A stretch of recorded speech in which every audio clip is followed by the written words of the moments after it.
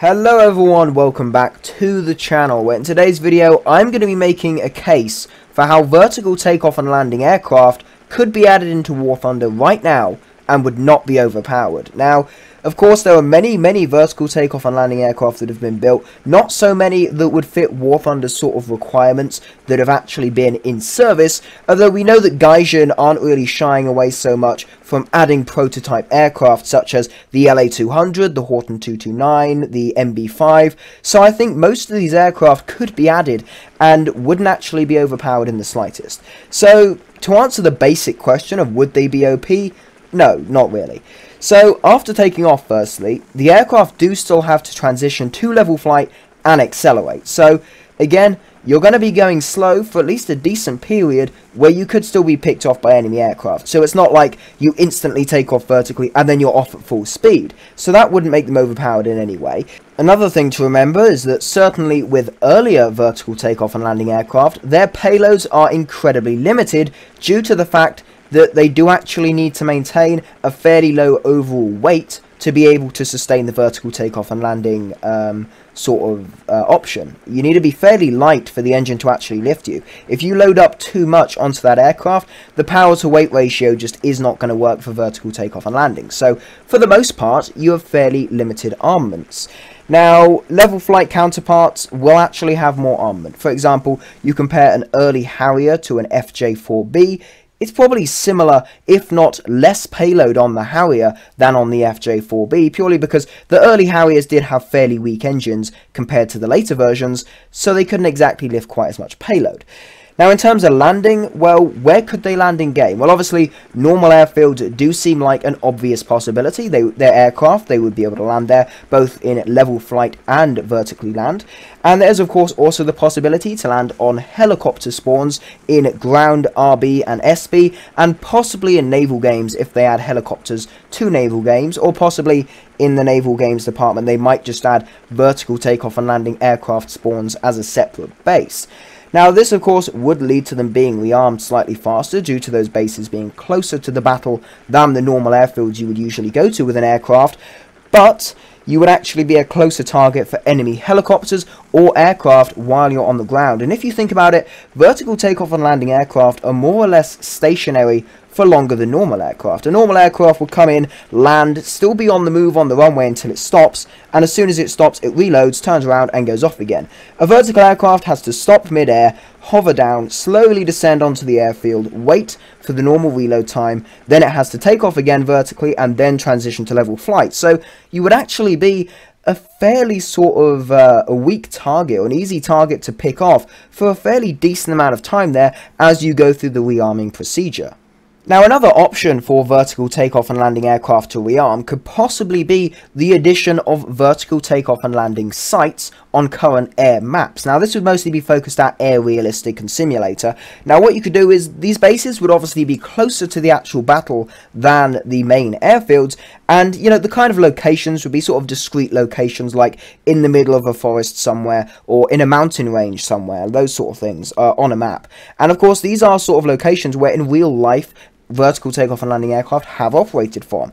Harriers, various versions of the Harrier, have been known to fly out of very small military locations in the middle of forests in certain countries, which would lead to an interesting idea in War Thunder. You have small locations where the enemy may not quite know where you are, where you could simply jot in, get a quick reload, and be straight back into the battle. Although, of course, that could happen, that might not. That Gaijin might just say, nah, go back to the main airfield and rearm there. But it definitely is an interesting thing to think about. So there's a few of my personal ideas on how the sort of vertical takeoff and landing aircraft mechanic could be added into the game and how they could be used.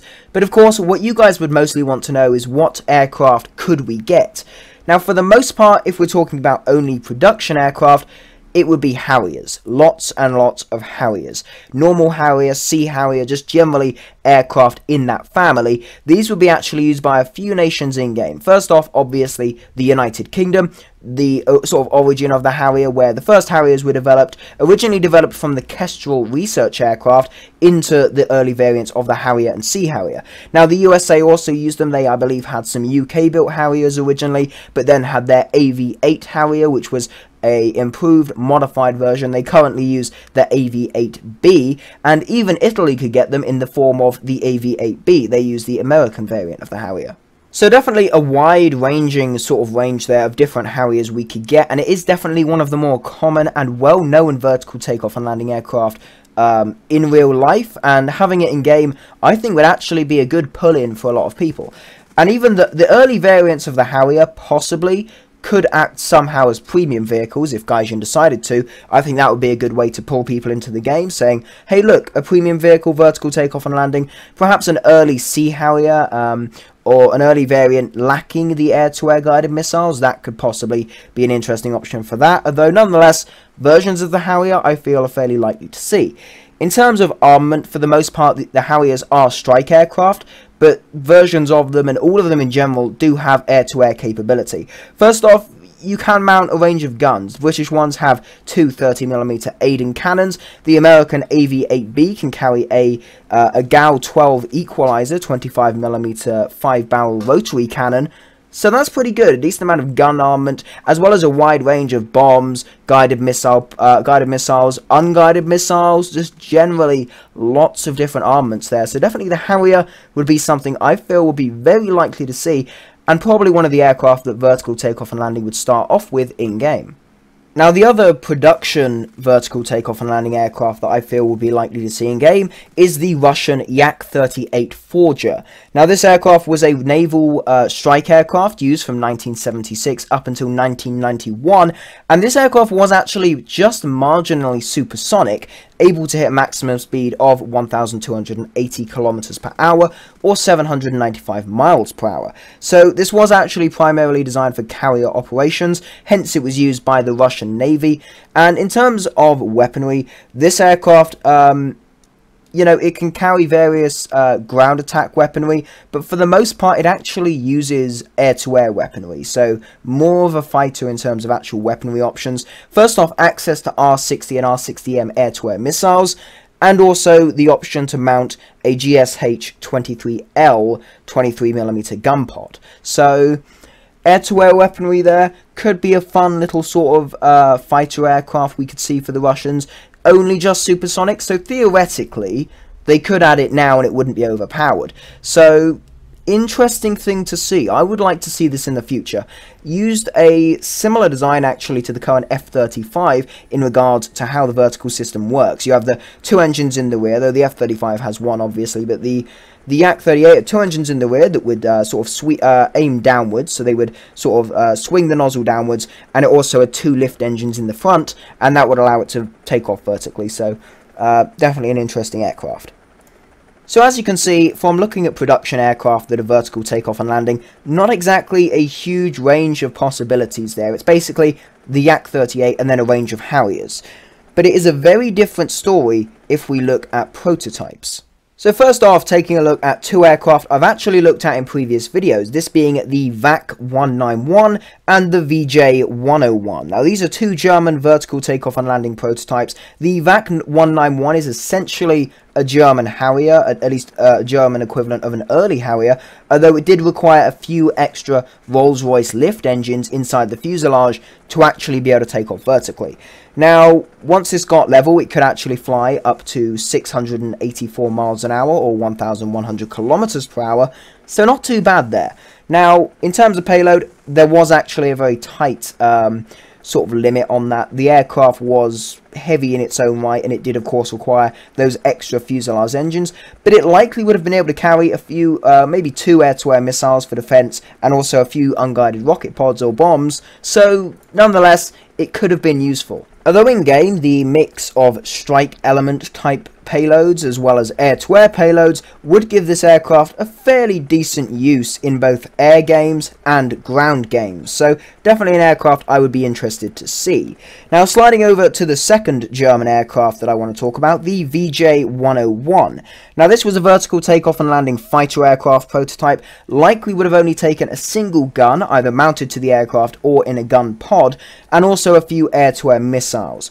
Now in terms of speed, the first prototype actually reached Mach 1.04 without using afterburners. And there was a second prototype that did have afterburners, and that was apparently going to go up to Mach 1.5, although due to damage done to the prototype, it wasn't actually able to reach that speed before the project was cancelled. Nonetheless though, the VJ-101 and the VAC-191 are two very interesting aircraft that I feel, if added at the right BR, could have at least a very good place in the game and a very nice place in the German aviation tech tree. So definitely two aircraft to look out for in the future if vertical takeoff and landing is added. Now moving on to one other aircraft that I have spoken about in a previous video, this being the Mirage 3V. Now this aircraft is a vertical takeoff and landing modification of the Mirage 3, capable of hitting up to Mach 2 and likely carrying a similar payload to the standard Mirage 3, this being a few air-to-air guided missiles and a pair of DEFA cannons. So definitely a very potent fighter. I don't see this being added to the game anytime soon, at least not until other Mach 2 capable aircraft are added. And a little fun fact about the Mirage 3V, this in fact was not a direct development from the Mirage 3, it was in fact developed from another aircraft called the Balzac 5, that was actually a modification of the original Mirage 3 prototype, which was only capable of 686 miles an hour or 1,100 kilometers an hour. This was later then this project, all the info from the Balzac 5 was taken on to the Mirage 3V, and then that allowed them to improve the design, make it faster, make it better. But nonetheless, the Balzac 5 is actually also another aircraft that could be added. It's subsonic and it's vertical takeoff and landing, so another option there for the French for a vertical takeoff and landing aircraft. So now I have two other aircraft that I have not actually spoken about in any previous videos. First off, the Yak-141. This aircraft is a supersonic vertical takeoff and landing fighter aircraft developed in the late 1980s.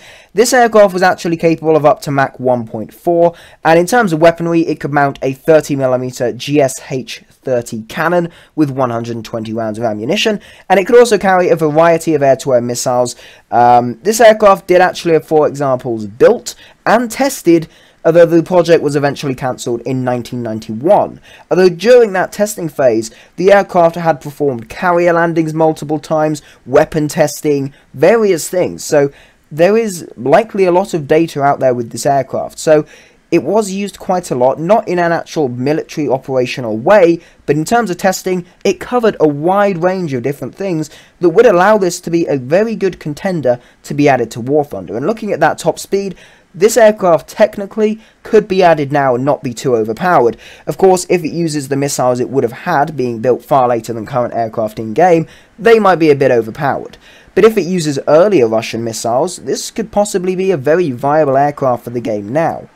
Now this last aircraft is a bit of a weird one. It did actually never fly, at least under its own power, and it is American, so this aircraft is called the Rockwell XFV-12. This was built, of course, but it never flew. Now what happened was it was designed to be vertical takeoff and landing, and by the time they had finished building the prototype, they had got everything done, it was perfect, it was ready, the engine could only actually lift 75% of the aircraft's weight. So it couldn't actually take off, at least vertically.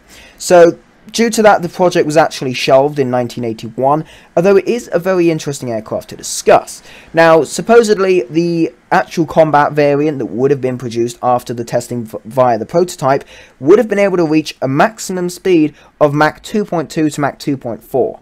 And it would have carried a 20mm M61 Vulcan cannon with 639 rounds, as well as also carrying either a combination of 2 AIM-7 Sparrows and 2 AIM-9L Sidewinders, or just 4 AIM-7 Sparrows.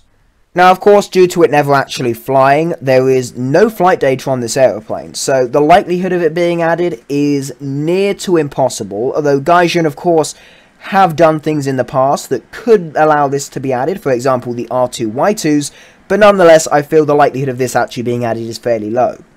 Although if this was to be eventually added, I feel it would actually be a decent contender against aircraft such as the late variants of the MiG-21 and other future jets that could be added at some point. Now, of course, there are many other vertical takeoff and landing aircraft that could suit War Thunder, even some propeller-driven aircraft like the Convair XFY Pogo or the Lockheed XFY Salmon. But, you know, if you want to hear more about them, do specifically let me know that you want to hear about them, and I'll look into making a video on them and how they could possibly be added. But nonetheless, that is my case for vertical takeoff and landing aircraft. They wouldn't really be overpowered. I feel some aircraft, such as the Harrier, and even some of the only just supersonic aircraft, could be added right now and would not be overpowered, and actually possibly would improve gameplay in certain aspects. Although, of course, they would be a bit annoying in tank realistic. A Harrier in tank realistic wouldn't be the most fun. But nonetheless, it would be an interesting thing to have in the game. So, thank you a lot for watching the video. Do leave your thoughts on vertical takeoff and landing in War Thunder in the comments below. I'll be very interested to hear what you think. If you did enjoy, please consider smashing the like button, maybe even subscribe to the channel. Thank you again for watching, and I will see you in the next one.